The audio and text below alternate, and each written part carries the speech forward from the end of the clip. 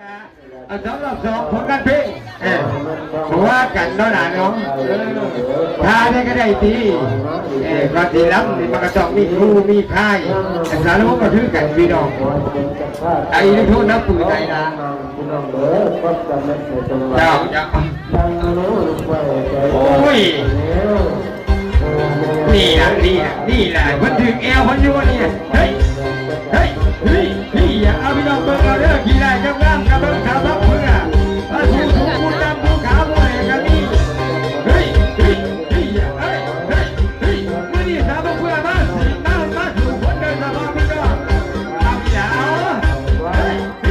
มื่อนี้สาวพอดีพี่น้อง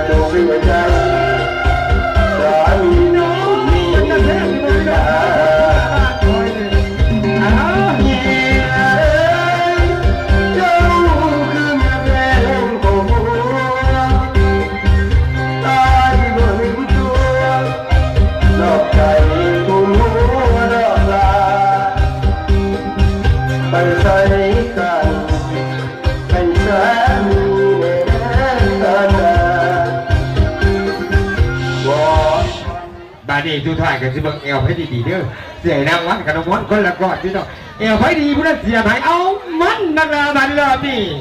เสียนางวันสาวบักเผื่อพี่น้องไปสิเอลดีดูกันทีมงานสาวบักเผื่อบ้าใหม่พี่น้องหัวหนาแต่หัวหนาเก่าอันพนักกินดีสิประมาณกินดีชื่อดีหัวหนาสารพัดอะไรเจ้าหน้าเป็นมาซอยเบียทั้งดีๆเดี๋ยวจะสามขวดเป็นมาเอามันละมันอย่าผู้ใดกูใหญ่กินดีไอ้ยิงมึงต้องไปอยู่ว่ากันนั้นหัวแดงหัวเนี่ยกันน้องแดงหัวทำหัวด้วยวันนี้ยิ้มพอดีก่อนช้อนเดียวอันหัวยังจับจักกินซ้ำไหนอ่ะกันหัวออกมาเลยได้ดีนะเอาปืนละมันเด้อก่อนช้อนอย่าบรรดาหัวไปนะผู้นั้นเองเอลที่ดีคอยเบิ่งว่าต้องมันเอลดีกว่ามูอยู่แล้วเขาจะได้กระดาษเปิดนักวิชาจะทำที่อ่าน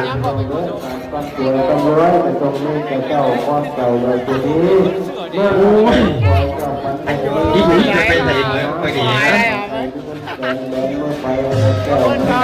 ว่าแนวดีเนี่ยนี่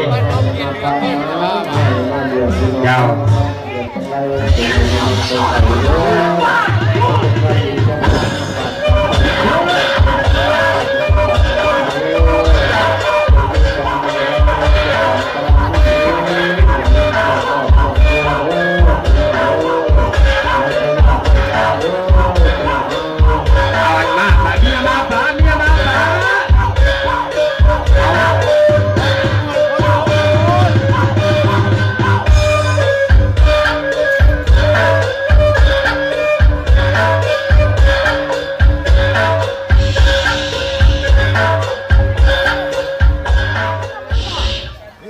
ก่อนจะใส่เมียมาป้าไปกันเอาเอลลูกสาวก่อนนำตัวมีนำก่อนนำเก็บก่อน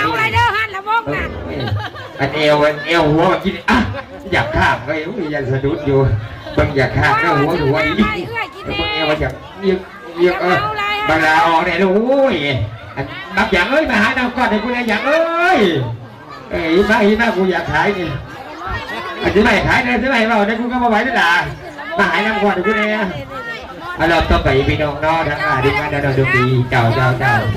ตาดียินดีต้อนรับตั้งเอาตั้งเป็นตัวน้อเห็นชิ้นงานเราเป็นน้อทั้งนี้นะเพราะว่านี่ไหนพี่น้อง ขอเจ้าท่านกันแล้วก็ขอเรียนเชิญน้องทั้งกลุ่มกันจังในบ้านเอาแต่ในรุ่นครับแต่ในบ้านตะวันนะครับ ต้นไม้กำลังมีไข่ในรังเอาไม้ไปแย่ให้ไข่มันหล่นลงทาง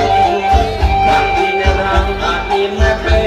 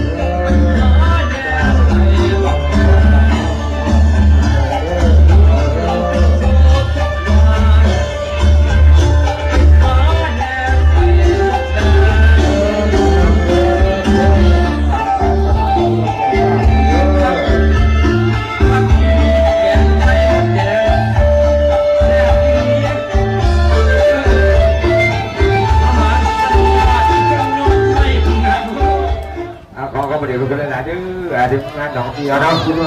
บ่พ่อกี่ใหญ่บ่พ่อกี่บ่พ่อหยอดเนาะเอาจังซั่นจังถึงงานดาวน้อยน้องดวงดีพี่น้องดวงดีลำใส่ประจำเป็นบางวันบางเลยไปนะบ่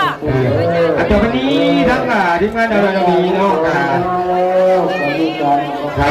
พ่อกันหาที่ครับชาวบ้านบ้านเพื่อเดินทางมาจากบ้านบ้านเพื่อเราพี่น้องมากันบ้าน4 คนที่หากันรู้ว่าหัวหน้าแต่สารวัตร4 คนโดยเฉพาะก็ที่หาคนทั้งหัวหน้าไม่บ่อยนะเพราะฉะนั้นน้องคนที่พรสิตินะอยากเบิ่งเอลสาวมาคุยกับมาใหม่ได้พี่น้องแต่มาเก่านี่2 คนจะมาใหม่กับ2 คนร่วมกันกับ14 คน2 ขาพี่น้อง